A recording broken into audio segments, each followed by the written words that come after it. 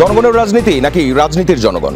রাজনীতির আয়নায় কতটা প্রতিফলন জনগণের, তাদের অবস্থানই বা কোথায়? সেই হিসেবটাই বুঝতে যমুনা টেলিভিশনের রাজনীতির এই আয়োজনের পুরোটা সময় আপনাদের সঙ্গে আছি আমি আখলাকুস সাফা।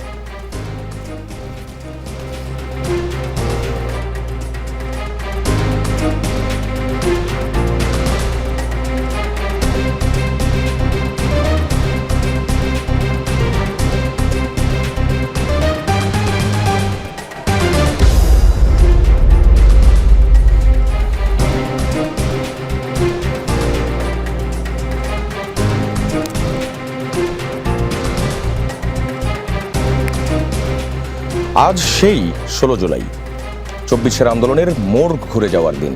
পুলিশের বন্দুকের সামনে বুক চিতিয়ে দাঁড়িয়েছিলেন রংপুরে বেগম রোকেয়া বিশ্ববিদ্যালয়ের ছাত্র আবু সাইদ।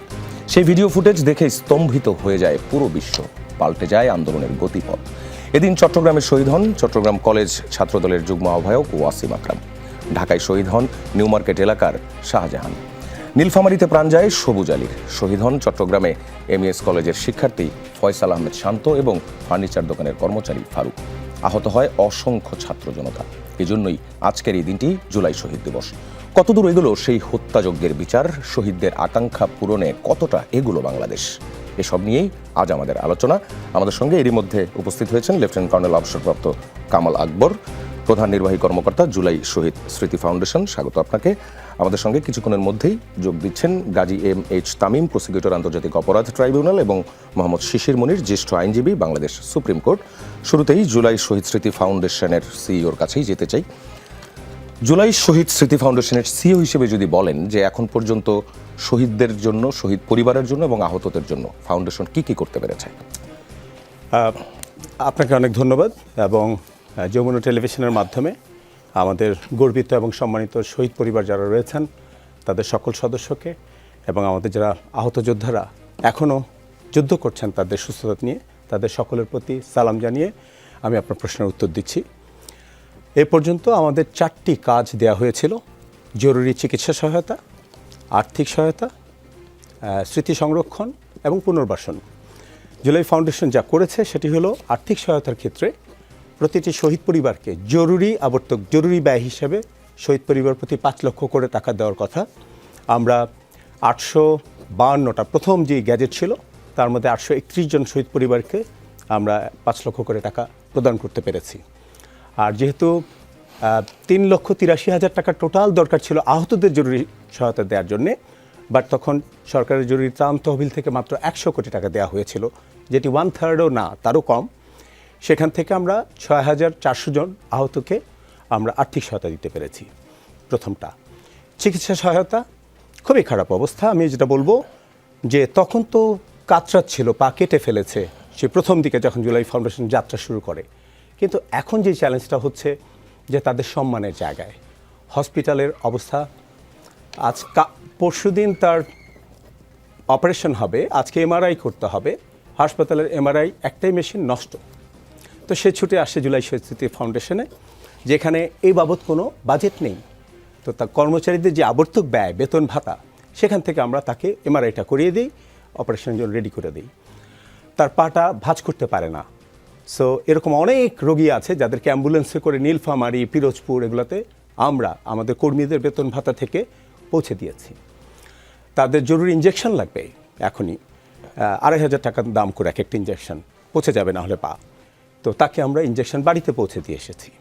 সো এরকম এই চিকিৎসা সহায়তার জায়গাগুলো সে যখন হসপিটাল থেকে না পায় তখনই আমাদের কাছে আসে। রাত্রি যাপন সবচেয়ে বেশি ইম্পর্টেন্ট যেটা, সেটা হচ্ছে যে ফিজিওথেরাপি। বিকজ একটা হাত কেটে ফেলেছে, আরেকটা হাতে একটু নাড়াতে পারে, ডক্টর বলেছে এটা ফিজিওথেরাপি দিতে হবে রেগুলার, রুটিনলি, কিন্তু সেটা দেওয়ার ব্যবস্থাটা তার নেই। দিতে হলে ঢাকায় আসতে হবে। আর যেই ভাতা দেওয়া হয়, তো এই কাজগুলো যেটা আমি এইমাত্র বলছিলাম যে চিকিৎসার ব্যাপারে সামষ্টিকভাবে এরকম অজস্র আমাদের আহত নারী যোদ্ধা, তার সন্তান প্রসব হবে, সিজারিয়ান অপারেশন, আমরা টাকা দিয়েছি তাকে এটা করতে। কিডনি ট্রান্সপ্ল্যান্ট হবে, আমরা টাকা দিয়েছি। এটা চিকিৎসা, জরুরি চিকিৎসা। মানে হচ্ছে আপনারা কর্মকর্তা এবং স্টাফরা? অ্যাবসলিউটলি, মানে জুলাই ফাউন্ডেশনের আবর্তক ব্যয় থেকে, বিকজ অর্থ সহায়তার জন্য যে মাদার অ্যাকাউন্ট যেটা আছে সেখান থেকে কোনো টাকা নেওয়ার সুযোগ নেই, বিকজ এটা প্রতিটা শহীদ এবং আহতর জন্য বরাদ্দ হিসাবে চেক অথবা পে অর্ডারের মাধ্যমে চলে যায়। তৃতীয় যেটা স্মৃতি সংরক্ষণ, আমাদের 12 টেরাবাইটের একটা মেমোরি আর হচ্ছে একটা খুব ভালো ক্যামেরা, এটা দিয়ে আমাদের এই পিআর অ্যান্ড মিডিয়া টিম তারা 7,000 আহতের তথ্যচিত্রগুলো র ফুটেজ তারা কালেক্ট করেছে। তারপরে শহীদ পরিবারের প্রায় 500 জনের মতো শহীদ পরিবারের গল্পগুলো র ফুটেজ কালেক্ট করা হয়েছে। এইটুকু ক্যাপাসিটি দিয়ে ভলান্টিয়াররা ডে টু ডে এই কাজগুলো করে এগিয়ে রেখেছে। এটা স্মৃতি সংরক্ষণের জন্য। পুনর্বাসন, আমরা 150টা পরিবারকে পুনর্বাসন করেছি সারা বাংলাদেশে। এটার জন্য কিন্তু আমাদের কোনো বরাদ্দ নেই। অফকোর্স পুনর্বাসনের টাকাটা আমরা দিয়েছি হলো তিনি যে টাকাটা পেতেন সেটাই, কিন্তু তিনি তো অসুস্থ। তো ওনার একটা দোকান লাগবে অথবা একটা ইলেকট্রিক শপ লাগবে। প্রিভিয়াস এক্সপিরিয়েন্সগুলোকে আমরা অ্যানালিসিস করে আমাদের প্রায় 6,500 আহতের কম্পিটেন্সি বেসড যেই ডেটাবেস, যে ওনার জন্য কোন জবটা বা কোন এমপ্লয়মেন্টটা ভালো হবে সেটা আমরা অ্যাসেস করেই তারপরে তাকে আমরা হেল্প করি। জেলা প্রশাসনের সাথে সমন্বয় করি। যদি খামার করে দিই গরুর, তাহলে ভেটেরিনারি চিকিৎসক বন্য যারা আছে তাদের সাথে কোঅর্ডিনেট করি। এটা হলো পুনর্বাসনের জন্য। 150 আমরা অলরেডি কমপ্লিট করেছি, যেটা আমাদের কোনো বাজেট নেই, এটা অপারেশনাল ব্যয় বাবদ। আর স্মৃতি সংরক্ষণ আমি অলরেডি বলেছি যে উই হ্যাভ র ফুটেজ যেগুলো আমাদের আছে একটু ক্যাপাসিটি দিয়ে সেটা বাংলাদেশের যে কোনো কারো চেয়ে বেশি আমরা কষ্ট করে কালেক্ট করেছি।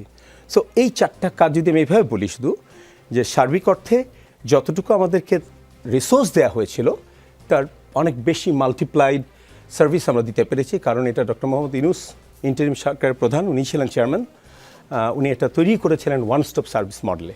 বিকজ একসাথে চিকিৎসা, ওই পরিবারের আর্থিক যে ইয়েটা, তারপরে তার পুনর্বাসনের চিন্তা একটা জায়গায় আসবে, তাকে তো ভোগান্তিতে ফেলা যাবে না। আমাদের সচিবালয় প্যাটার্নে যদি একটা মানুষ ঘুরতে থাকে, ওখানে তো শুধু সে হয়তো আর্থিক সহায়তা পেতে পারে, বাট তার তো অনেকগুলো সমস্যা। সো এই ওয়ান স্টপ মডেলের কারণে সেই সময় এর উদ্দেশ্য এবং কাঠামো এবং এই সব কিছু নিয়েই কিন্তু আমরাও তখন কাজ করেছিলাম, এবং ওই সময়কার একটা প্রেক্ষিত এবং এখনকার আর একটা প্রেক্ষিত। যেমন আপনি সব প্রতিটি কথাই আপনি বলছিলেন কিন্তু হয়েছিল, কিন্তু এখন পর্যন্ত যেমন হয়েছিল যেটা শেষ হয়ে গেছে, এবং আমরাও যেটা দেখছি সেটা হচ্ছে যে আপনাদের কর্মকর্তা এবং স্টাফদের বেতন ভাতাই দেওয়া যাচ্ছে না। এই পরিস্থিতিতে আপনারা এখন ফান্ডিংটা কিভাবে করছেন? আচ্ছা, বেতন ভাতা তারা পাচ্ছে না 5.5 মাস ধরে। কিন্তু আমাদের যেহেতু 100 কোটি টাকা দেওয়া হয়েছিল, 1/3 যেটা বললাম, যখনই বাকি টাকাটা পাওয়ার ব্যাপারে আমাদের স্ট্রাগল করতে হয়েছে, তখন আমরা আমাদের স্ট্র্যাটেজি যেটা ওটা চেঞ্জ করেছি। অর্থাৎ আমাদের সবচেয়ে গুরুতর কারা 2000 আছেন যারা এ এবং বি ক্যাটাগরি, অর্থাৎ কর্মক্ষমতা হারিয়েছেন। এর মধ্যে 43 জন আছে কমপ্লিটলি দৃষ্টিশক্তি হারিয়েছেন। 133 তাদের হচ্ছে একটা চোখ বা আংশিক দৃষ্টিশক্তি হারিয়েছেন। সো আমরা তাদেরকে ফোকাস করে কার্যক্রম কিন্তু চলছে, not in first tense, it's a continuous tense. আমি আজকে এই অনুষ্ঠানে এসেছি আগারগাতে ফিল্ম আর্কাইভ, যেটা ওনাদের সাথে জয়েন্ট ভেঞ্চারে আমরা এই স্মৃতি সংরক্ষণের জন্য এই আমাদের যে ডিজিটাল ফুটেজ এগুলোকে দিয়ে থিম সং, আহত শহীদের গল্পগুলো, এগুলো নিয়ে একটা প্রোগ্রাম ছিল। তো সেখানে যেভাবে প্রোগ্রামটা উপস্থাপনা করা হয়েছে, ওখানে প্রধান অতিথি হিসেবে উপস্থিত ছিলেন মাননীয় প্রধানমন্ত্রীর উপদেষ্টা, তথ্য উপদেষ্টা জাহেদ স্যার। সো এই কাজগুলো যে করেছে তারা শুধু মনোবল দিয়ে করেছে, যেটা বাংলাদেশের কোথাও পাবেন না আপনি। যে 5 মাস বেতন পাওয়ার পরে আন্দোলন না করে তারা সুন্দরভাবে এটাকে তুলিয়ে ধরেছে এই শহীদ আহতদের সম্মান দেখানোর জন্য। জি, ধন্যবাদ আপনাকে। আবারও ফিরবো আপনার কাছে, জ্যেষ্ঠ আইনজীবী শিশির মুনিরের কাছে আসতে চাই। জুলাই গণঅভ্যুত্থানের 2 বছর চলছে, বিচার ও জুলাই শহীদদের পুনর্বাসনের কাজ কতটা প্রপারলি এগিয়েছে, কি বলবেন? এটা একটা সাবজেক্টিভ প্রশ্ন, তো প্রপার কিংবা ইমপ্রপার এটা কার সঙ্গে আপনি যাচাই করবেন। তবে আমি মনে করি বিচারটা is in right track, trial is in right track, in progress.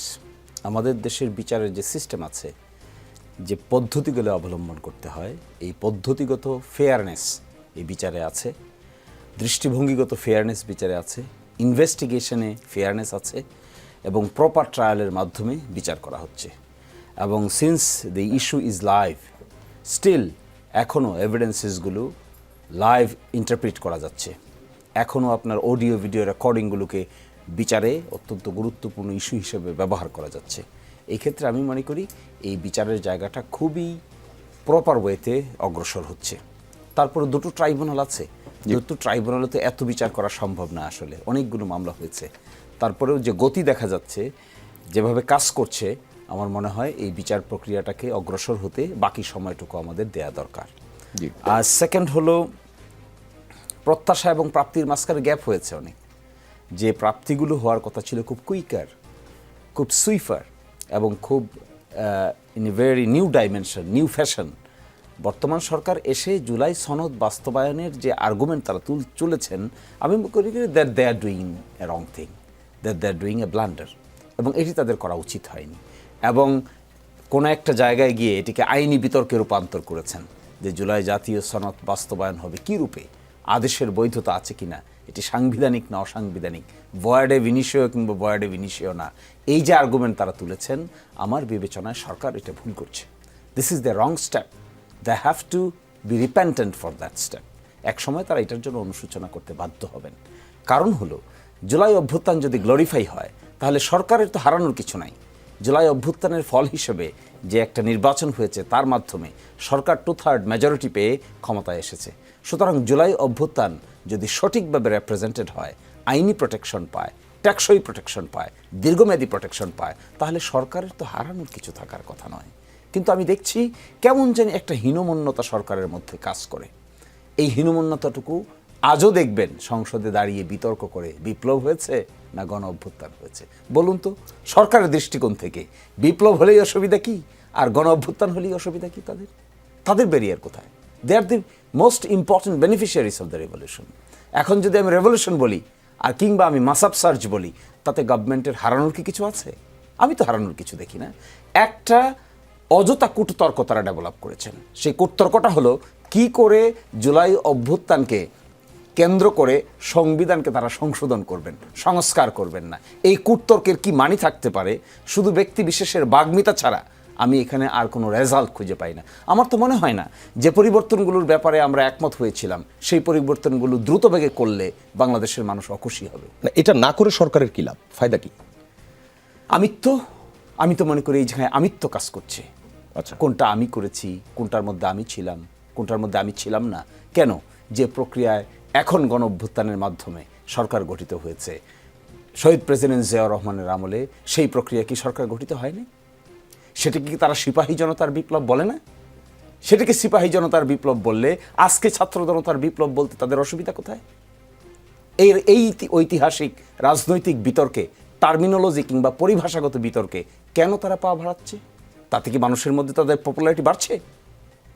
কোনো কারণ থাকতে পারে। আজকে জরিপ চালাইতে বলেন সরকারকে যে তাদের এই স্ট্যান্ডের পক্ষে বাংলাদেশের মানুষ আছে কিনা। ইন্ডিপেন্ডেন্ট দুই তিনটা জরিপ চালিয়ে দেখবেন আমার মনে হয় এটাকে বাংলাদেশের মানুষ একটা অযথা কৌশলগত বিতর্ক ছাড়া নিয়ম এবং নীতির ট্রান্সপারেন্সি, অ্যাকাউন্টেবিলিটি মনে করে না। আচ্ছা বলেন, হয়েছে একটা গণভোট, হয়েছে একটা সংসদ, কথা ছিল গণভোটের পরে সংবিধান সংস্কার পরিষদ হবে। এটি করাতে বিএনপি সরকারের কোনো লোকসানের কিছু আছে? Where is their fault? Where is their defect? কোথায় ডিফেক্ট? সকলেই যদি অভ্যুত্থানের পক্ষে থাকে তাহলে সংবিধান সংস্কার পরিষদ হবে, পরিষদের সংস্কারগুলো গৃহীত হবে, 6 মাসের ভিতরে সব শেষ হয়ে যাবে। People will be giving praise and credit to the government. নিতে চায় না কেন? হীনমন্যতা বোধ কেন? আমার ধারণা হীনমন্যতা বোধের একটা কারণ আছে, সেটি হলো এই জুলাই জুড়ে যে আন্দোলন পরিচালিত হয়েছে, যাদের নেতৃত্বে পরিচালিত হয়েছে, তারা আনফর্চুনেটলি সেই নেতৃত্বে বর্তমান সরকারের লোকেরা ছিলেন না। ছিল ভিন্ন সেট অফ পিপল, ছাত্র জনতা, যাদের ফেসগুলো ভিন্ন, যারা আবার নতুন করে রাজনৈতিক দল গঠন করেছে। সেই ক্রেডিট তারা তাদেরকে দিতে চান না। তারা চান নিয়মতান্ত্রিকতার উপায়ে নিজেদের আমিত্ববোধ বজায় রেখে ততটুকু করতে যতটুকু বলতে পারেন যে আমরা করেছি। আর না হয় অধ্যাদেশগুলো বাদ দিয়েছেন কেন? গুম খুন অধ্যাদেশ বাদ দিতে হয় কেন? মানবাধিকার অধ্যাদেশ বাদ দিতে হয় কেন? বিচার বিভাগীয় সচিবালয় অধ্যাদেশ বাদ দিতে হয় কেন? বিচারক নিয়োগ অধ্যাদেশ বাদ দিতে হয় কেন? সরকার তো বলছে আরো শক্তিশালী আইন করার কথা বলছে, সেটা কি? হোয়ার ইজ দ্যাট শক্তিশালী law? We want to see that শক্তিশালী law. If they have anything শক্তিশালী, we want to see what শক্তিশালী ইজ দ্যাট। যদি দেখাইতে পারেন, of course we will support them. আমার ধারণা এই আমিত্ববোধটাকে কবর দিতে হবে, তাহলে গভর্নমেন্ট আরো পপুলার হবে। আর সেকেন্ড হলো কার ক্রেডিট বেশি কার ক্রেডিট কম, এই হীনমন্যতা বোধ থেকে বেরিয়ে আসতে হবে। সকলের ক্রেডিট সকলকে দিয়ে দিতে হবে। আর থার্ড হলো এই অযথা কৌশলের বিতর্ক থেকে বের হয়ে আসতে হবে। সংস্কারগুলো করে মানুষকে বুঝিয়ে দেন। আমার ধারণা government will be highly praised, people will praise. জি, ধন্যবাদ আপনাকে। গাজী এম.এইচ তামিমের কাছে আসতে চাই, প্রসিকিউটর, আন্তর্জাতিক অপরাধ ট্রাইব্যুনাল। আজকে 16 জুলাই শহীদ দিবস, এবং শহীদ আবু সাঈদ যেদিন আসলে বুক পেতে দাঁড়িয়েছিল পুলিশের গুলির সামনে, সেই মামলা দিয়েই যদি আপনাকে প্রথমে জানতে চাই, সেটি হচ্ছে আবু সাঈদ হত্যা মামলায় দণ্ডপ্রাপ্ত 4 জন আজ আপিল করেছেন।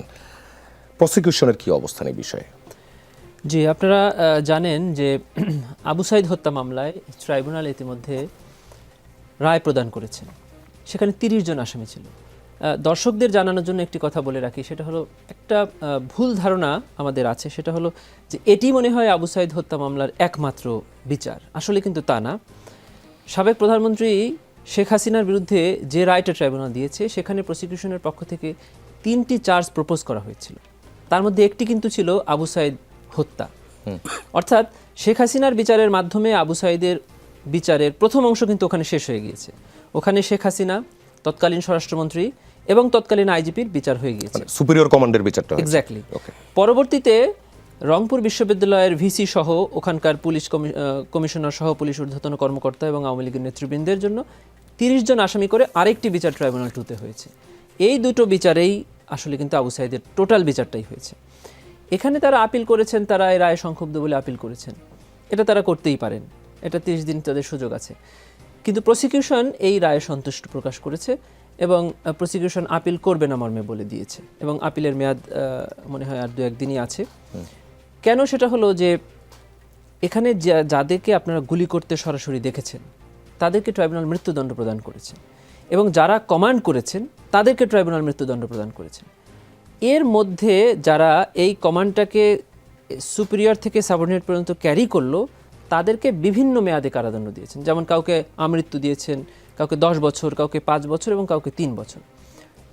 যার যেমন সম্পৃক্ততা, আমাদের আইনে পরিষ্কার করে বলা আছে যে গ্র্যাভিটি অফ দি অফেন্স অনুযায়ী ট্রাইব্যুনাল দিতে পারে। একটি বিতর্ক ডিফেন্স থেকে সবসময় করে এবং সামাজিক যোগাযোগ মাধ্যমেও করে, এটা সম্পূর্ণ একটা মিসকনসিভ এবং মানুষকে মিসগাইড করার জন্য করা হয়। সেটা হলো আবু সাঈদের মাথার পেছনে একটা দাগ ছিল। আরেকটি কথা বলতে চাই, সেটা হলো পুলিশের শটগানের গুলিতে কখনো কোনো মানুষ মারা যায় না। এটা অ্যাবসলিউটলি একটা রং কনসেপশন, একটা ভুল এবং মিথ্যা তথ্য। যিনি আবু সাঈদের পোস্টমর্টম করেছেন, এবং পোস্টমর্টমটা হয়েছে 5ই আগস্টের আগে। আপনারা একটা কল রেকর্ড শুনেছেন যে পোস্টমর্টম করার আগে তৎকালীন প্রধানমন্ত্রীর উপদেষ্টা সালমান এফ রহমান সাহেব ফোনে কথা বলছেন আইজিপির সঙ্গে। সেখানে বলছেন যে আমাদেরই তো লোক, আমাদেরই তো হাসপাতাল, পোস্টমর্টম হতে এখনো দেরি হচ্ছে কেন? উনি ট্রাইব্যুনালে এসে সাক্ষ্য দিয়ে বলেছেন যে আমি আবু সাঈদের হত্যা মামলার পোস্টমর্টম 5 বার করেছি। প্রথমবার যখন করা হয়েছে বলা হয়েছে গান শট ইনজুরি, বলছে এটা হবে না। তাকে আরএমপি অর্থাৎ রংপুর পুলিশ কমিশনারের রুমে ডেকে নিয়ে বলা হয়েছে তুমি এইভাবে করবা। সে বলছে আমি এভাবে করতে পারবো না। সে তখন ওইটাকে আরেকটু কাটছাট করে আরেকটা দিয়েছে, সেটাও রিফিউজ করা হয়েছে। এইভাবে চতুর্থটা দেওয়ার পরে সে তখন পুরোপুরি বলছে যে আমি এটা করব না। পঞ্চমটায় গিয়ে তখন সে এই মাথার আঘাতের কথা হালকাভাবে উল্লেখ করেছে, কিন্তু সে পরিষ্কার বলেছে যে এই মাথার আঘাতে তার মৃত্যু হয়নি। যদিও আমরা প্রসিকিউশনের পক্ষ থেকে দেখিয়েছি যে এই যে মাথায় আঘাতটা এটাও পুলিশ করেছিল, কারণ এই যে আবু সাঈদ ওখানকার সমন্বয়ক ছিল, আপনারা দেখেছেন যে সে কিন্তু 14ই আগস্ট 15ই আগস্ট সাংবাদিকদের সাথে কথা বলেছে, সে নেতৃত্ব দিয়েছে। ওই সময় পুলিশের ধাওয়ায় তাকে একবার পুলিশ লাঠি দিয়ে মাথার পেছনে আঘাত করে, সেটা হলো তাকে গুলি করার ঠিক আধা ঘন্টা বা 1 ঘন্টা আগে। এটাও কিন্তু আমাদের সাক্ষীতে প্রমাণিত হয়েছে। ওই আহত অবস্থায় সে আবার রাস্তার সামনে দাঁড়িয়ে যায়। তারপরে তাকে এত শর্ট রেঞ্জে গুলি করা হয়েছে এবং এত বেশি গুলি করা হয়েছে, তার ওই রক্তক্ষরণে সে সেখানে মারা গিয়েছে।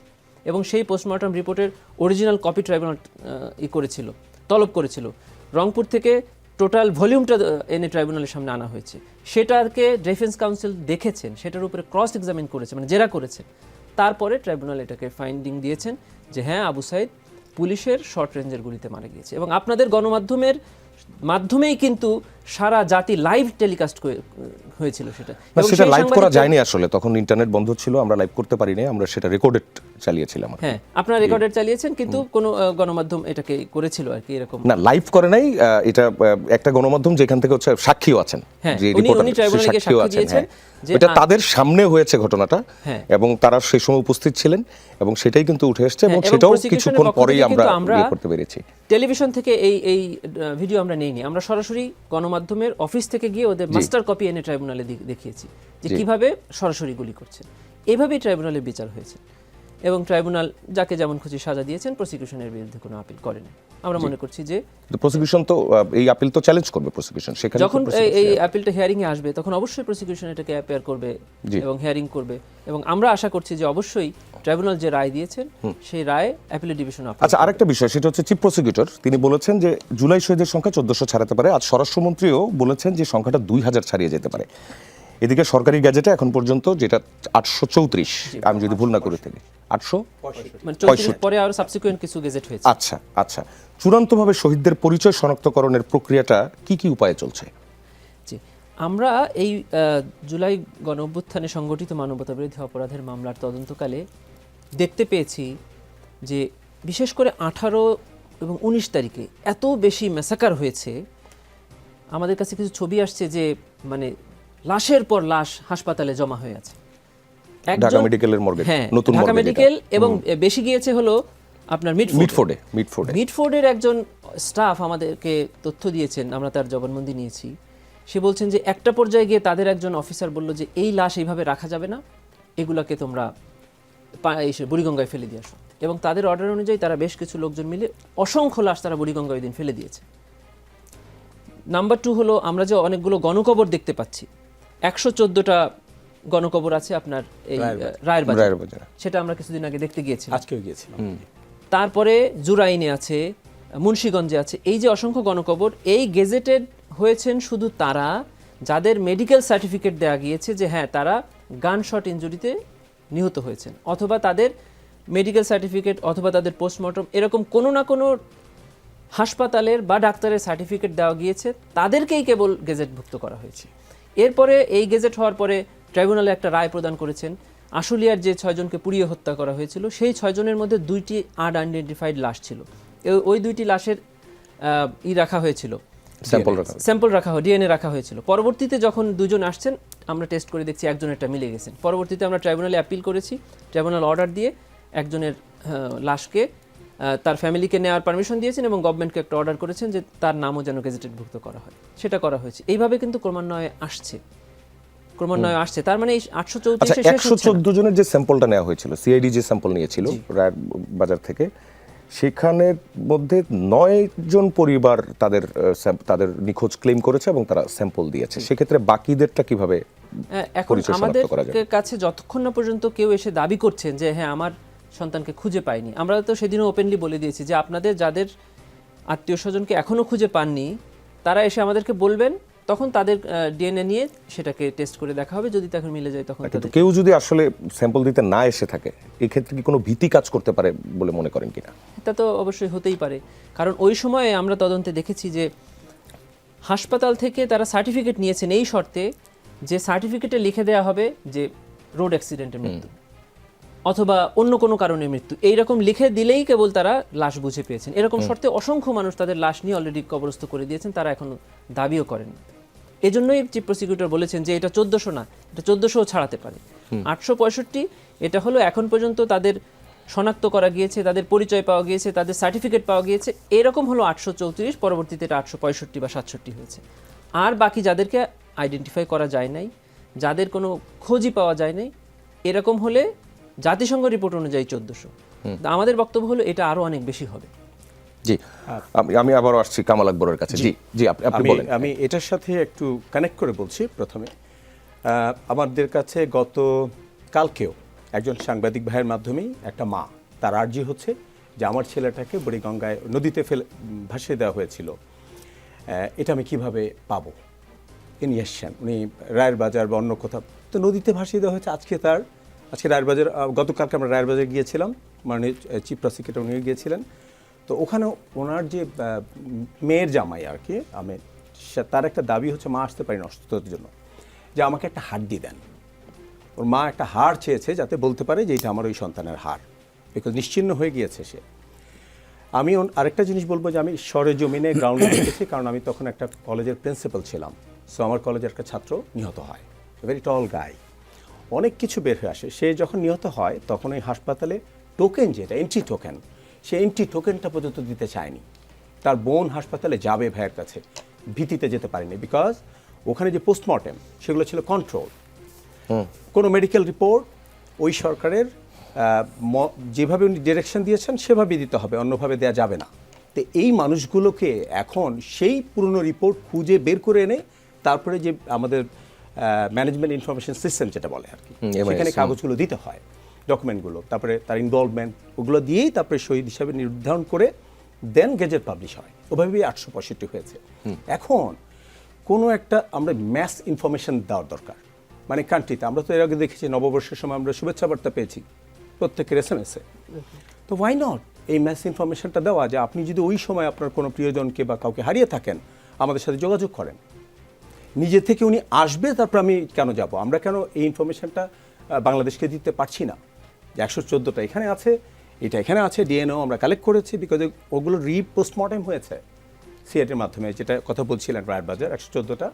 সেখানে আর্জেন্টিনা থেকে একজন বিশেষজ্ঞ যারা এই ম্যাস গ্রেভিয়ার নিয়ে কাজ করেন, উনি এসেছিলেন, এবং তখন আমরাই জোর করেছিলাম যে না, সবার আবার পোস্টমর্টেম হতে হবে, নট দ্যাট 9 জন। কারণ সেই সময় পোস্টমর্টেমে গুলির কথা বলা ওই সুযোগ কোনো ডাক্তারের ছিল না। সো হয় গাড়ি অ্যাক্সিডেন্ট বা অন্য কোনো অজ্ঞাত কারণ, এগুলোই ছিল তখন তাদের ইয়েতে। সেগুলো আবার রিপোস্টমর্টেম করা হয়েছে based on the impact of the bullet, আপনার ওই হাড়ের মধ্যে, এগুলো দিয়ে। তো সেই জন্য বলবো যে একটা mass communication, mass information dissemination throughout the country should be given. অনেক মানুষ হয়তো জানেই না। জি, আপনার এই কথা থেকেই যদি আমি অ্যাডভোকেট শিশির মনিরের কাছে যাই, রাষ্ট্র আসলে কতটা কার্যকর উদ্যোগ নিতে পেরেছে যে এই যে বিষয়গুলো নিয়ে আমরা আলোচনা করছিলাম, যে কেউ আদৌ ভয়ে এখনো পর্যন্ত আসতে চাচ্ছে না কিনা, এবং হচ্ছে যেই একটি হাসপাতালের কথা চিফ প্রসিকিউটর গতকালকে বলেছেন, কিন্তু আমরা এরকম অনেকগুলো হাসপাতাল, বিশেষ করে প্রাইভেট হাসপাতালগুলোর দিকে তো সেইভাবে নজরই দেওয়া হয়নি। তো আমরা যতবার কাজ করতে গিয়েছি ততবার আমরাও দেখেছি প্রাইভেট হাসপাতালগুলো, লোকাল লিডাররা সেগুলোকে তখন কমিউনিকেট করেছেন এবং সেই জায়গাতে তারা অবস্থান করেছেন। যেমন আমার রিপোর্টে আসছে বেশ কয়েকবার, সেটি হচ্ছে যে মানে রেজিস্টার খাতা ছিঁড়ে ফেলা, সিসি ক্যামেরা ফুটেজগুলো সরিয়ে ফেলা। সো এগুলো উদ্ধারে এবং হচ্ছে যে এইগুলোকে কমিউনিকেট করা, রিকগনাইজ করতে রাষ্ট্রের কার্যকর ভূমিকা কতটুকু দেখছেন? রাষ্ট্র এই ব্যাপারে আমার কাছে উদাসীন মনে হয়। আপনি দেখেন 6.5 মাস, 5.5 মাস থেকে বেতন হয় না ফাউন্ডেশনে। আমরা তো ঠিকই কার্ড দিচ্ছি না, বিভিন্ন কার্ড দিচ্ছি, খালখনন করছি, করাপশনের অনেক খবর পাওয়া যাচ্ছে, চাঁদাবাজিরও বহু খবর পাওয়া যাচ্ছে। কত টাকা লাগে ফাউন্ডেশনটা প্রপারলি চালাতে? ফাউন্ডেশনের যে প্রফেশনাল ওয়ার্কটা তারা করেন, সব কিছু জাস্টিফাই করে মাল্টি পারপাস অ্যাপ্রোচ একটা পরিবারকে কেন্দ্র করে যে করেন, বাংলাদেশে আমার বিবেচনায় এরকম কম্প্রিহেন্সিভ অ্যাপ্রোচ সরকারও নেয়।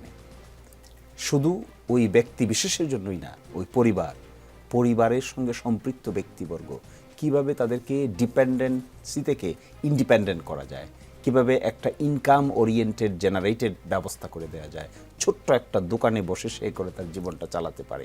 এই যে মাল্টিপারপাস অ্যাপ্রোচ, এই মাল্টিপারপাস অ্যাপ্রোচটা করতে বাংলাদেশের সরকার কি করছে? যদি করতে না পারে, যারা করছে তাদেরকে আর্থিক সহায়তা দেওয়া তো সরকারের দায়িত্ব, করাই তো ছিল সরকারের দায়িত্ব।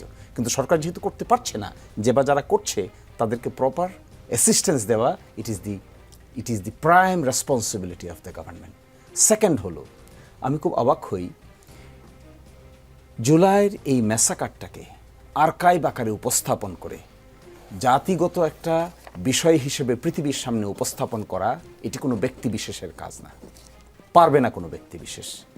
কোথাকার কোন ইউনাইটেড নেশনস এসে তদন্ত করে অল্প কিছুদিনের ভিতরে 1400 মানুষের তালিকা করে দিয়ে চলে যাচ্ছে, আর আমরা আমাদের দেশের ভিতর বসে থেকে সবগুলো এজেন্সি ব্যবহার করে এই প্রসেসটাকে এখনো কমপ্লিটই করতে পারিনি। এই পরিমাণ এফোর্ট দেওয়া হচ্ছে না। তো আমি অবাক হই, এফোর্টটা যখন আপনি দিবেন না, এর সঙ্গে তো বহু লোক জড়িত ছিল, সাংবাদিকরা জড়িত ছিল, এর সঙ্গে ডক্টররা জড়িত ছিল, এর সঙ্গে পুলিশের কর্মকর্তা কর্মচারীরা জড়িত ছিল, এর সঙ্গে ভিকটিম পরিবারগুলো জড়িত ছিল, এর সঙ্গে বিভিন্ন রাজনৈতিক দলের যারা সহকর্মী হারিয়েছেন, যারা ছোট ভাই হারিয়েছেন, যারা বিভিন্ন এলাকায় ছোট ছোট মানুষকে হারিয়েছেন, তারা জড়িত ছিল। তাদেরকে ইনকর্পোরেট করে একটা ন্যাশন ওয়াইড ড্রাইভ দিতে, ওয়্যার ইজ দি প্রবলেম? এবং ড্রাইভ না দেওয়াটা কিসের লক্ষণ বহন করে? ড্রাইভ না দেওয়াটা এক ধরনের ইনফেরিয়রিটি কমপ্লেক্স বহন করে। আমি মনে করি গভর্নমেন্টের টপ মোস্ট প্রায়োরিটি হওয়া উচিত ছিল এই জুলাই মাসে এইরকম একটা প্রোগ্রাম লঞ্চ করা, যেখানে সার্চ করা হয়, আইডেন্টিফাই করা হয়, সো ফার প্র্যাকটিকেবল, কত বেশি আইডেন্টিফাই করা সম্ভব, কত বেশি মানুষকে এই রিকগনিশনটা দেওয়া সম্ভব, জেনুইনলি সম্ভব, কত মানুষকে এই স্কিমের আওতায় আনা সম্ভব, সত্যিকার অর্থে ভিকটিম যারা। তা যদি হতো তাহলে that could have been A point of pride of a nation. দেখুন, বিভিন্ন জাতির জীবনে বিভিন্ন পয়েন্ট অফ প্রাইড থাকে। পয়েন্ট অফ প্রাইড ইতিহাস তৈরি করে। এই ইতিহাসটা সামনের দিকে যেতে আমাদেরকে অনেক বেশি ড্রাইভ দিতে সহযোগিতা করে। জুলাই এমন একটা ইতিহাসের পার্ট। এখানে নারী, পুরুষ, শিশু, ধর্ম, বর্ণ, শ্রেণী, লিঙ্গ বিভেদে মানুষ মারা গিয়েছে। So this is a mass participation. এই মাস পার্টিসিপেশন আমাদের পয়েন্ট অফ প্রাইড। আমি মনে করি এই স্মৃতি foundation should be one of the important organs, যেখানে government should extend their hand. আমাদের মতো কিংবা যাদের এই সামর্থ্য আছে, সামর্থ্যবান লোকদের এক্সটেন্ড করা উচিত তাদের হ্যান্ডকে এই স্মৃতি ফাউন্ডেশনকে এক্সটেন্ড করার জন্য। আর জাদুঘরটা 5 আগস্ট কিংবা তার আগেই খুলে দেওয়া দরকার বলে মনে হয়। আমার বাসা তার পাশে। আমি মাঝে মাঝে সকালবেলা হাঁটতে যাই শুক্রবার এবং শনিবার সকালে। আর ওই বাইর থেকে মন এবং মস্তিষ্কে যে পরিমাণ অনুরণন হয়, এই অনুরণনটা এই জাতিকে বারবার দেখতে দেওয়া দরকার। জি, কামাল আকবর, একটু সংক্ষেপে যদি বলেন। একটা স্পেসিফিক কেসকে আমি সামনে নিয়ে আসতে চাচ্ছি, যেখানে আমাদের গ্যাপ রয়েছে প্রশিক্ষণ বা দক্ষতা যোগ্যতার। আমি আইন শৃঙ্খলা বাহিনীর কথাই বলছি। শহীদ সাংবাদিক তাহির জামান প্রিয়, জানেন আপনারা সবাই, তার মা আমাদের এখানে সাধারণ সম্পাদক হিসেবে আছেন। তো উনি একদিন প্রসিকিউশনে গিয়ে তার ছেলের কেসটার অগ্রগতিটা জানতে গিয়েছিলাম অন্য কাজে, হঠাৎ করে বলেছেন।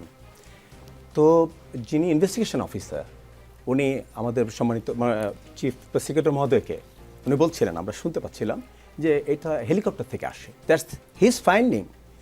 নাও পরে উনি নিজেই বললেন, চিফ প্রসিকিউটর, যে তার যে বাম পাশ দিয়ে ঢুকে ডান পাশ দিয়ে বের হয়েছে, এই যে হরাইজন্টাল যে একটা ইম্প্যাক্ট, এটা হেলিকপ্টার থেকে এসে হতে পারে না।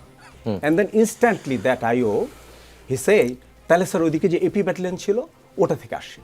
After 4 months, 5 months, 6 months or 1 year of investigation, আপনার তো একটা ফাইন্ডিংস থাকবে। একটা কথায় চিফ প্রসিকিউটর এক কথায় এটা তো ঠাস করে ঘুরে যেতে পারে না। সো ওই স্পটে আমি গিয়েছিলাম, অ্যান্ড উই ফাউন্ড এটা খুব সহজেই প্রত্যেকটা জিনিস, প্রত্যেকটা তদন্তের আপনার এগুলো বের করে ফেলা সম্ভব, কিন্তু ক্যাপাসিটি লাগবে। লাইক ফোর্সেসগুলো যখন ডিপ্লয়েড হয়েছে তখন প্রত্যেকে কিন্তু তার অস্ত্র গোলাবারুদ কয়টা নিয়ে বের হয়েছে ওটা রেজিস্টারে থাকে। ফেরত যাওয়ার পর আবার জমা দিতে হয় যে আমি 2টা ইউজ করেছি। হ্যাঁ, সো এইটা দিয়ে কিন্তু ন্যারো ডাউন করা যায়।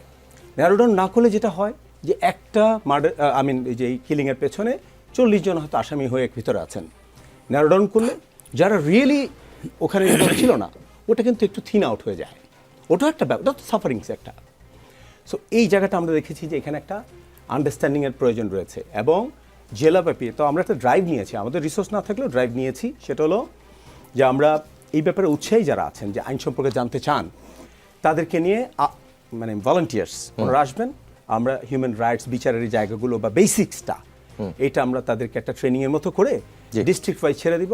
ওনারা রোল আউট করবেন এই শহীদ পরিবারগুলো, তাহলে তার শরণাপন্ন হয়ে বিচারটাকে ত্বরান্বিত করবে। আমার একটা প্রশ্ন আছে, সেটা হচ্ছে সবচেয়ে কনিষ্ঠ ছিল আহাদ নামের যে ছেলেটা, রায়েরবাগে 9 তলার বারান্দায় বাবা মায়ের মাঝখানে দাঁড়ানো ছিল। এই ছেলেটাকে যে গুলি করা হলো, সেই গুলিটার সোর্স অথবা পয়েন্ট আপনারা কিভাবে কি পেয়েছেন, অথবা এই যে শিশুদেরকে যাদেরকে গুলি করা হয়েছে, যারা মারা গেছে, তাদেরকে বিচারে, তাদের এই কেসগুলো বিচারে কিভাবে ইনক্লুড হয়েছে? হ্যাঁ জি, ধন্যবাদ আপনাকে। যেটা উনি বলছিলেন সেটা হলো ইনভেস্টিগেশন এজেন্সি, আমাদের ট্রাইব্যুনালের অধীনে যারা আসছেন, এরা কিন্তু বাংলাদেশের পুলিশ সার্ভিসেরই মানুষ। তাদের ইন্সপেক্টর থেকে শুরু করে আপনার এডিশনাল এসপি পর্যন্ত আছে ওখানে। ওনারা সব আমাদের দেশের প্রচলিত আইন, যেটা পেনাল কোড এবং সিআরপিসি, কোড অফ ক্রিমিনাল প্রসিডিউরের অধীনে অনেক ইনভেস্টিগেশন করার অভিজ্ঞতা ওনাদের আছে। কিন্তু ক্রাইমস এগেনস্ট হিউম্যানিটি, এই যে বিষয়টা আমাদের জুলাই গণঅভ্যুত্থানে ঘটেছে, এই বিষয়ে ওনাদের বা আমাদের মধ্যে যারা প্রসিকিউশন আছে, এদের কারোরই অভিজ্ঞতা আগে ছিল না। আমরা যারা ট্রাইব্যুনালে এর আগে ডিফেন্স করেছি আমাদের কিছুটা অভিজ্ঞতা ছিল, যেহেতু আমরা ডিফেন্স করেছি দীর্ঘ প্রায় 12-13 বছর, কিন্তু ইনভেস্টিগেশন এজেন্সিতে যারা আসছে তাদের একদমই ছিল না, যার কারণে প্রথম ইনভেস্টিগেশনগুলো কিন্তু আমাদের বেশ দেরি হয়েছিল। শেখ হাসিনার রায়, পরে আবু সাইদের রায়, আমাদের প্রথম প্রায় 1 বছরের মতো আমরা এইগুলাতে বেশি সময় দেওয়া হয়েছে, কিন্তু এখন তারা অনেকটা ডেভেলপ করেছেন। উনি যেটা বলছেন যে হ্যাঁ, আন্ডারস্ট্যান্ডিং কারো কম বেশি হতে পারে, কিন্তু ইনভেস্টিগেশন যেগুলো আমাদের হাতে এসছে, আমরা প্রসিকিউশনের পক্ষ থেকে যখন দেখছি যে এটা ঠিক আছে, আমরা এটাকে অ্যাকসেপ্ট করছি, যখন দেখছি যে না আরও ফার্দার ইনভেস্টিগেশন দরকার, আমরা তখন কিন্তু সেটা ফিরিয়ে দিচ্ছি, বলছি যে না আপনি এই বিষয়টা আরও ইনভেস্টিগেশন করে আসেন। কিন্তু জুলাই গণঅভ্যুত্থানের সময় এমন কিছু ঘটনা ঘটেছে যেটা খুব ক্লিয়ারলি আপনি সব কিছুর হিসাব পাবেন না। যেমন চাংখারপুলের মামলায় আমরা দেখিয়েছি যে সে 5 তারিখে চাংখারপুলে যে কয়েকজন পুলিশকে ডিপ্লয় করা হয়েছিল এবং তাদের নামে যেগুলো আর্মস এবং অ্যামুনিশন ইস্যু করা হয়েছিল, তার চেয়েও অনেক বেশি অ্যামুনিশন তারা আনঅফিসিয়ালি সেখানে নিয়ে গিয়েছিল। একজন সাক্ষী সেখানে ডিউটিতে ছিল, তার নামে একটা চাইনিজ রাইফেল ইস্যু করা হয়েছে, সে চাইনিজ রাইফেল নিয়ে দাঁড়িয়ে আছে, তাকে তার সুপিরিয়র কমান্ডার বলছে যে তুই গুলি কর, সে বলছে স্যার আমি গুলি করব না। কেন করবি না? স্যার গুলি করলে তো মারা যাবে, আমার কাছে তো চাইনিজ রাইফেল, আমার কাছে তো শটগান না। তখন ওর কাছ থেকে চাইনিজ রাইফেলটা কেড়ে নিয়ে আরেকজন কনস্টেবল যার হাতে লাঠি এবং ঢাল তার হাতে দিল। সে তখন সাহস পেল যে আমার নামে তো কোনো রেজিস্টারে আর্মস নাই, অতএব আমি যতই গুলি করি না কেন আমার রেকর্ড থাকবে না। সে তখন অসংখ্য গুলি করলো এবং ওই গুলি যখন শেষ হলো তখন তার সুপিরিয়র পকেট থেকে গুলি বের করে বলে দিচ্ছে যে এগুলা নেই। এই সকল এভিডেন্স আমরা এখানে এনেছি। যখন তারা সেখান থেকে শাহবাগ থানায় ফেরত গিয়ে তারা জানতে পারলো যে অলরেডি শেখ হাসিনা পালিয়ে গেছে। তখন বললো যে একটা কাজ কর, আর যারা যারা গেছে তাদের প্রত্যেকের নামে কিছু কিছু করে বুলেট রেজিস্টারে লিখে দে। এরকম করে তারা ওইখানে রেজিস্টারে লিখে দিয়ে তারা পোশাক চেঞ্জ করে সাধারণ পোশাক পরে ওই জনগণের সাথে শাহবাগে নেমে মিছিল করতে করতে যে যেখানে খুশি চলে গেল। এগুলো আমরা পরবর্তীতে ইনভেস্টিগেশন পেয়েছি। এজন্য এগুলো খুব অ্যাকুরেটলি পাওয়াটা কঠিন, যার কারণে আমরা এগুলোকে বলি যে ক্রাইমস এগেইনস্ট হিউম্যানিটিতে আমরা সুপিরিয়র যাদের নির্দেশে এই পুলিশটা গুলি করলো, এই পুলিশ যাকে গুলি করছে ও তো চেনে না সে কে, এবং তার উপরে তার কোনো ব্যক্তিগত শত্রুও না, সে কেন গুলি করছে তার সুপিরিয়র, প্রথম যে সুপিরিয়র যিনি তৎকালীন প্রধানমন্ত্রী এবং আওয়ামী লীগ সভানেত্রী, তিনি বললেন যে আন্দোলনকারীদের এগেইনস্টে লেথাল উইপন অর্থাৎ মারণাস্ত্র ব্যবহার করে হবে এবং যেখানে পাবে সোজা গুলি করবে। দেখেন টপ বলে দিচ্ছে। তারপরে এই কথাটা আসছে স্বরাষ্ট্রমন্ত্রীর কাছে। স্বরাষ্ট্রমন্ত্রী তার বাসায় কোর কমিটির মিটিং করছেন সবাইকে নিয়ে, আমলাদেরকে নিয়ে, মন্ত্রীদেরকে নিয়ে এবং আইন শৃঙ্খলা বাহিনী কর্মকর্তাদেরকে নিয়ে। সেখানে শেখ হাসিনার ওই নির্দেশনাকে পালন করার জন্য ওখানে প্ল্যান হচ্ছে। প্ল্যান হওয়ার পরে উনি এটা কাকে বলল? উনি আইজিপিকে বলে দিলেন। আইজিপি তার হেডকোয়ার্টারের রুম থেকে স্বরাষ্ট্রমন্ত্রীর ফোন রিসিভ করে শুনলেন কি যে প্রাইম মিনিস্টার বলে দিয়েছেন লেথাল ওয়েপন ব্যবহার করুন।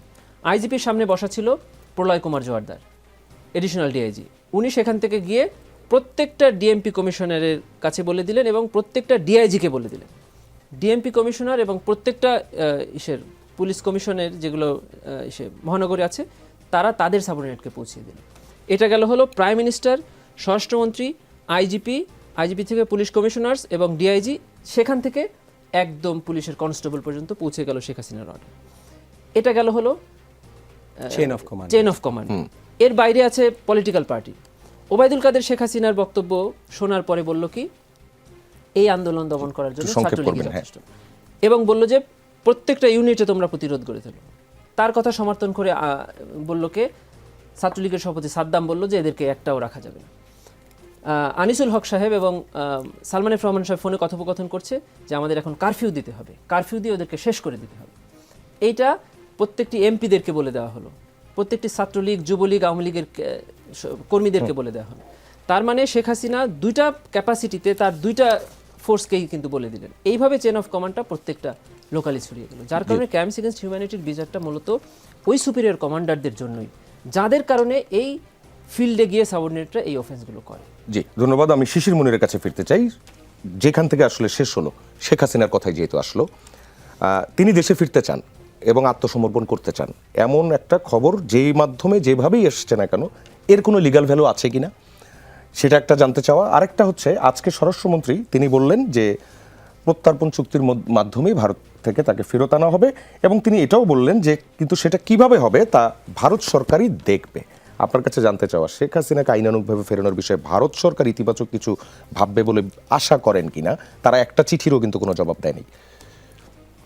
দেখেন, তার আগে প্রশ্নটা হলো, এই যে অভ্যুত্থানটা হয়েছে কাদের বিরুদ্ধে, কাদের হেজিমনিকে বাংলাদেশের মানুষ মেনে না নিয়ে রিভল্ট করেছে?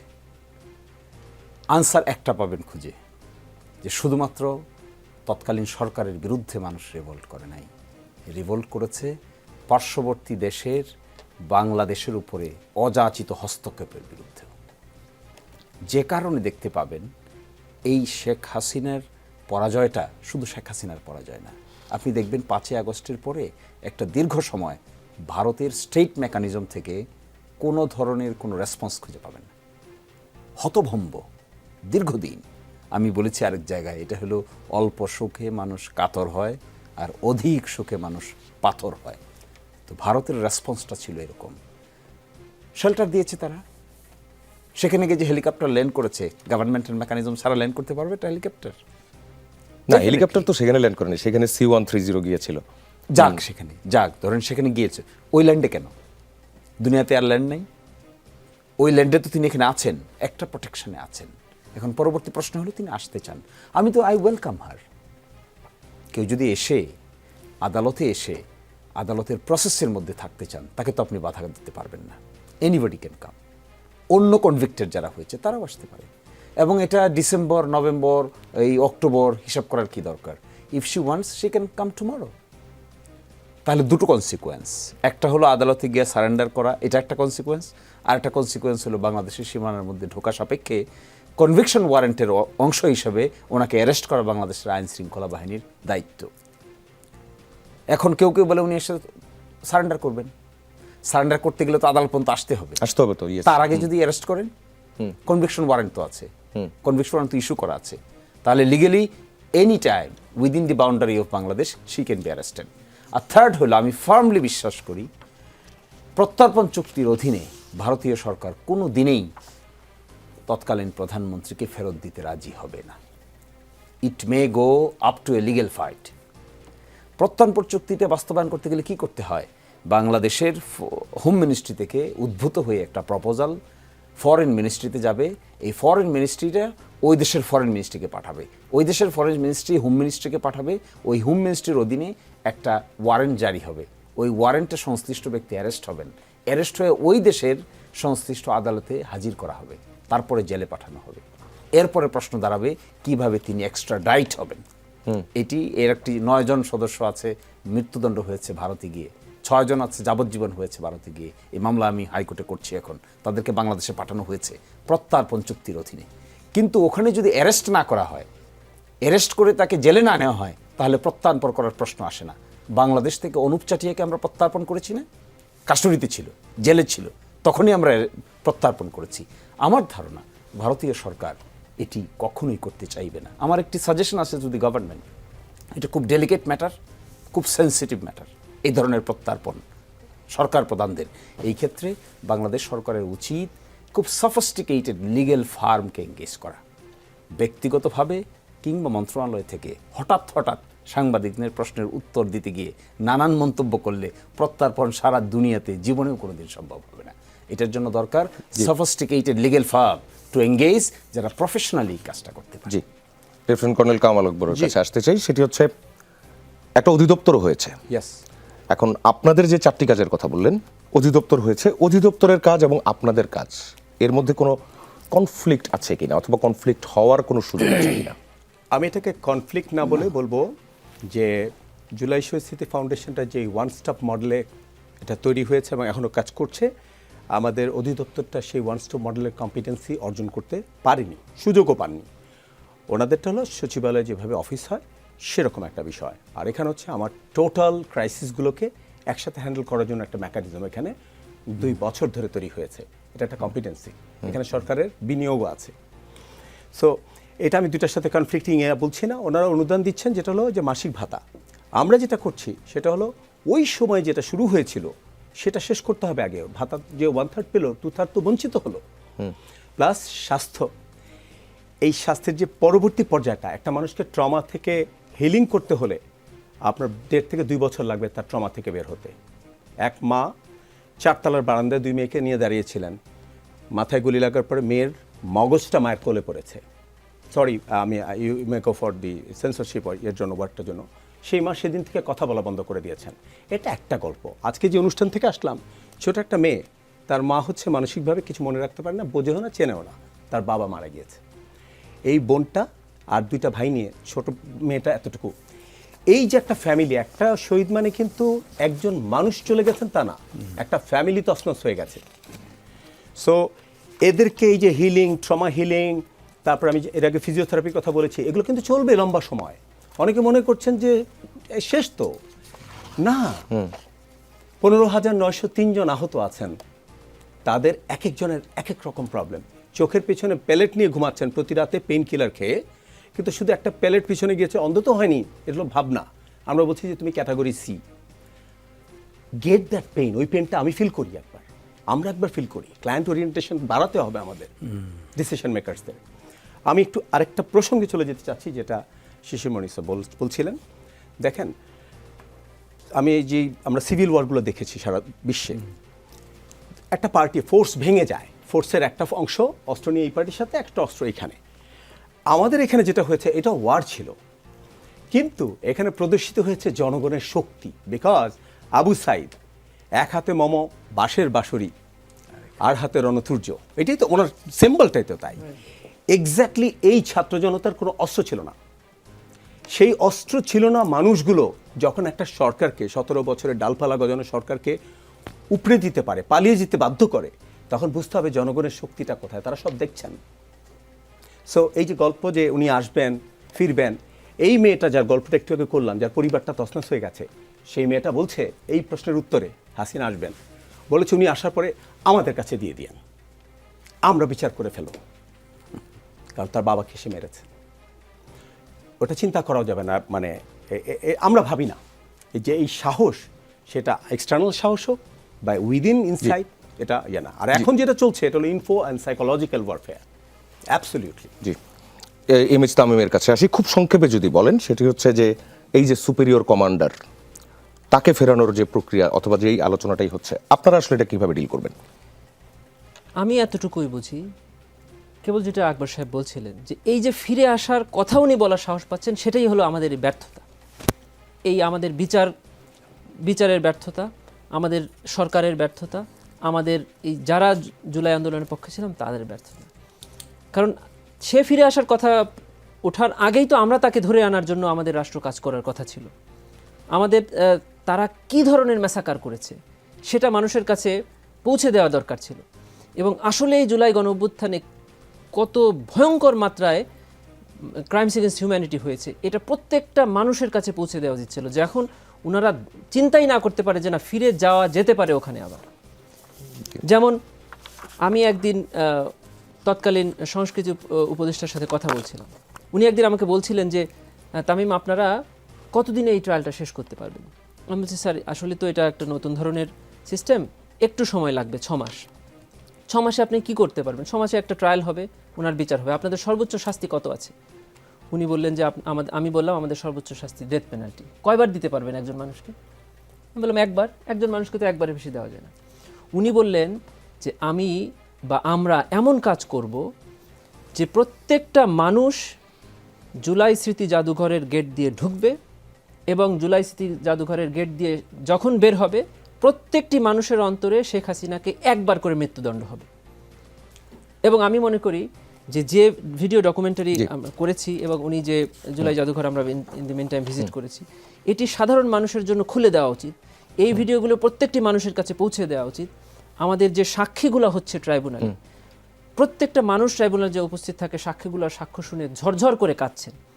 কি ভয়ঙ্কর দৃশ্য আমরা প্রত্যেক দিন এখন দেখছি কোর্টের মধ্যে এসে। তখন যারা বলতে গিয়ে ডায়াসে পড়ে যাচ্ছেন, কারণ 2 বছর হয়েছে, আমরা অনেকটা ভুলে গেছি। কিন্তু ওই মানুষগুলো যখন কোর্টের সামনে বলছেন, তখন তো তার ভেতরে ওইটা পুরো আবার জেগে উঠছে। এগুলো মানুষের কাছে প্রতিনিয়ত জানাতে হবে, আপনাদের গণমাধ্যমের মাধ্যমে জানাতে হবে, যেন এই ধরনের প্রোপাগান্ডা করে। এই জুলাই মাসে কেন উনি আসার কথা বললেন? উনি তো চলেই আসতে পারতেন।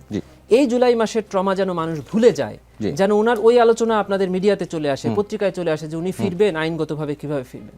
যেন এটাকে ভুলিয়ে দেওয়া যায়, জি। এই উদ্দেশ্যে উনি এসব কথা বলেন। কিন্তু আমি মনে করি যে যেখানে জুলাই গণঅভ্যুত্থান, যেখানে জুলাই মানবতা বিরোধী অপরাধের কথা আসবে, সেখানে শেখ হাসিনার কথা যদি আসে, তাহলে মানুষের অন্তরে ওই জুলাই গণঅভ্যুত্থানই জেগে উঠবে, উনি এটাকে ভুলাতে পারবেন। জি, Gazi MH Tamim, lieutenant colonel অবসরপ্রাপ্ত কামাল আকবর এবং মোহাম্মদ শিশির মনির, আপনাদের তিনজনকে ধন্যবাদ আজকের রাজনীতিতে আসার জন্য।